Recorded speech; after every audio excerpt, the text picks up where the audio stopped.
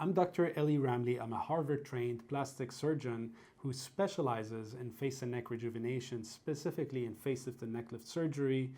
And I have an additional interest and dedication to facelifts and face and neck rejuvenation in men. And I can tell you from the many patients that I've performed this procedure on, this is such a fulfilling procedure because it really does restore the person to their self, to their identity, and it really does bring back not just aesthetically, but functionally, a structure and a harmony that is true to them and that they feel that they've had a second wind with, and that is a very exciting thing to do at a certain point in your life when you feel that it's needed. There's this perception out there that facelifts in men are either unsafe or yield unnatural results or feminize the face. When men present to me for consultation for facial rejuvenation or face and neck rejuvenation, two most common fears that I hear: I don't want to look like I've had anything done, and I don't want to look feminized. Those are obviously very valid fears. Traditionally, over time, when people have seen facelift results in the 80s and 90s and so on, a lot of those results were very pulled, artificial. The facelift introduced distortions to the face, and over time, things actually looked worse and looked more and more artificial. There's already a bit of a stigma on traditional facelift aesthetics. Add to that the fact that facial rejuvenation in men has been a bit of a taboo or a bit of a less popular topic that men traditionally haven't felt as comfortable approaching. And then add to that the fact that facelifts have been considered kind of a feminine procedure. So it's created the situation where men, even though they might be interested in having change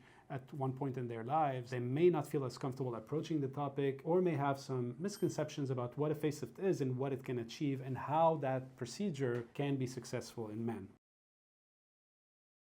It's important not to turn the face into a feminine face, unless, of course, that is the desire of the patient. And every case is very personalized. But in the vast majority of men that I see, they want to preserve a masculine identity. And so there's a great way to adapt and modify and customize and personalize facelifts, whether it's for a woman or for a man, to preserve their personal identity. And so in the case of men, there's a lot of very important features and very sad, unfortunate examples in the media. If you go and look at some of the celebrities who have had rejuvenation procedures and their faces are feminized. I'll give you examples of what that is without naming people, because the goal is not here to point at people's journey, but things to look out for and what constitutes a bad result where somebody lost some of their facial character but also moved from a masculine face to more feminized features that don't fit their identity.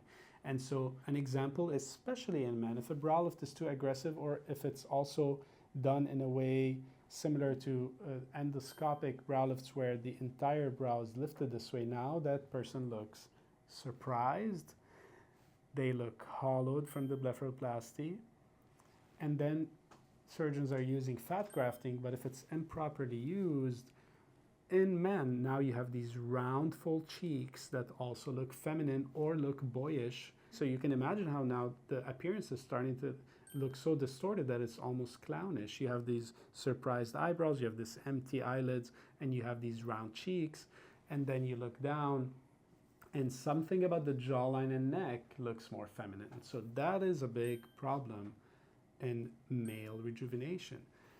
The whole point is we need to adapt the procedure to the person. And so a big portion of that comes in really analyzing the person's face before. It comes in surgical restraint and doing just enough in the areas that matter and preserving the underlying structures.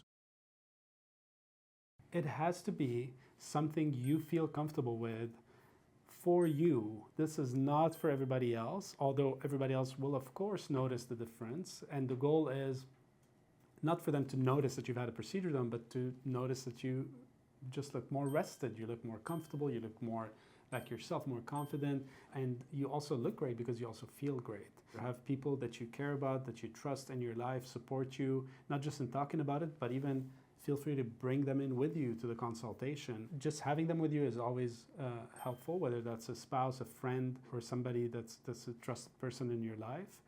And then sometimes they might have some interesting insights or questions that they might be able to bring up to you or have you kind of think about as well. And that's not for everyone. This is a personal decision, and a lot of patients choose to come in on their own and to keep this as kind of a, not necessarily a secret, but as a very private decision.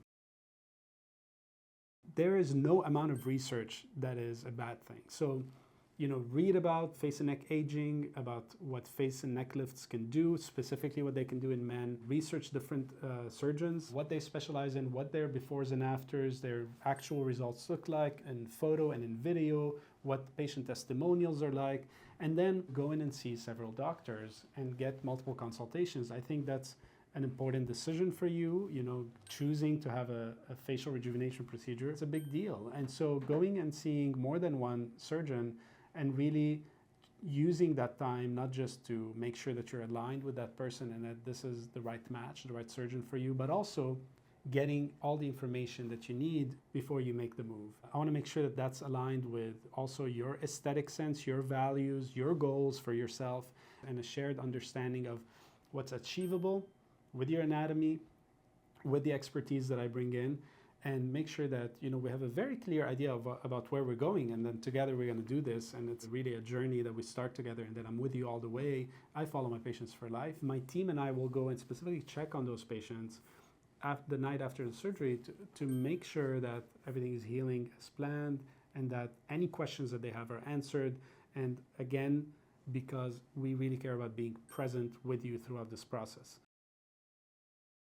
Once you decide that you found the right surgeon and it's a good match and this is a mutual feeling and a mutual understanding, the next step is to have a second visit where you come in. That's a preoperative appointment where we again go through the plan together, make sure we're on the same page again.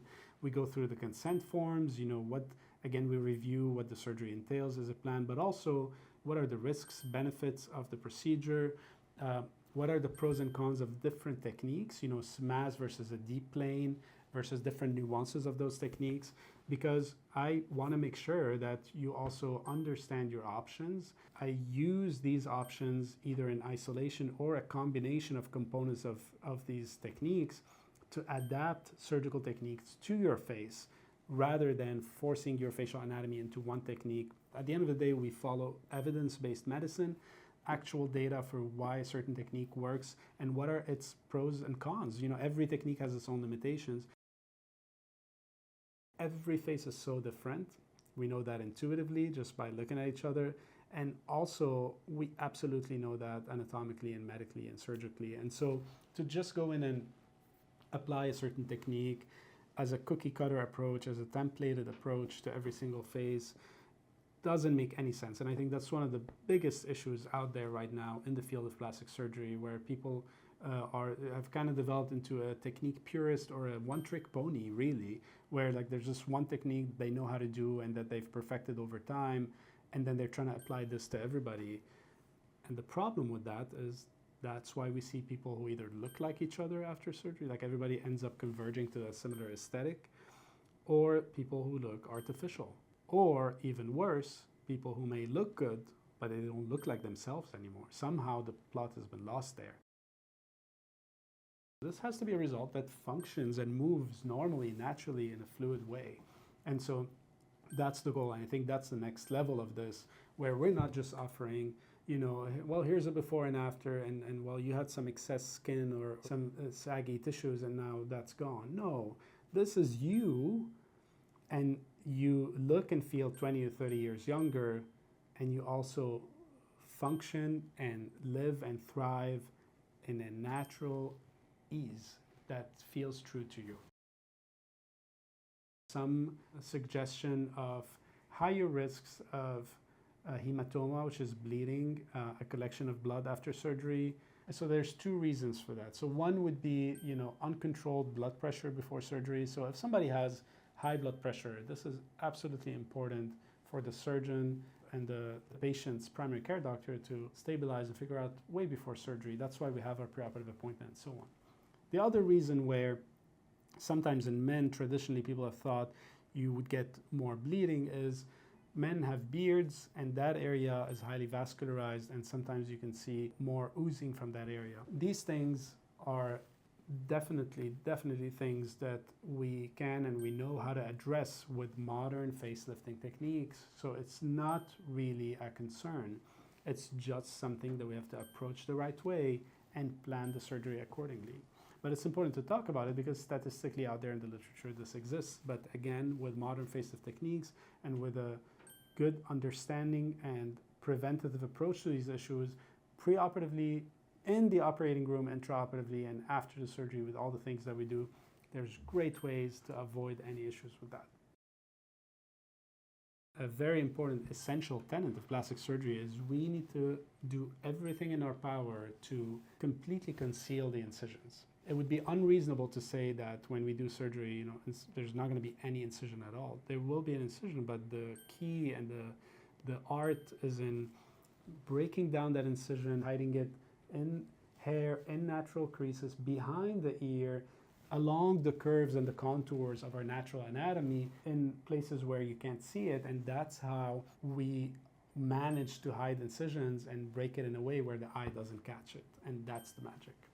The facelift incision has completely disappeared. We're just 2 months out, but you can see how there is no sign of any operation there, and it's completely normal. Not only do you not see the incision, but also the ear is detached normally as it would. It's not this kind of stuck, pulled, tension, pixie ear that is a big thing we always want to avoid in facelift surgery. And then behind the ear, you can also see how things have completely faded, and there's a little bit here that's going to go away. Facial rejuvenation for men is a very, very exciting field. I am passionate about it, and I think we live in a great time where we have the techniques and the tools and the understanding to really deliver excellence in that field. It's very exciting for me to be able to be a part of their journey. It's important for you to know your options, know the pros and cons of each, and go and have a consultation with a qualified plastic surgeon who can go through not only the details of what is going on with the aging process, what's going on for you in your case, whether it's aging or weight loss or a combination of both, and then what are your specific options, and then actually looking at results of men who have had this procedure, how they look, what's their experience been, and how could that adapt to your case. All right, I'm Dr. Elie Ramly. I'm a Harvard-trained plastic surgeon in Beverly Hills. Very excited to meet you and see you soon.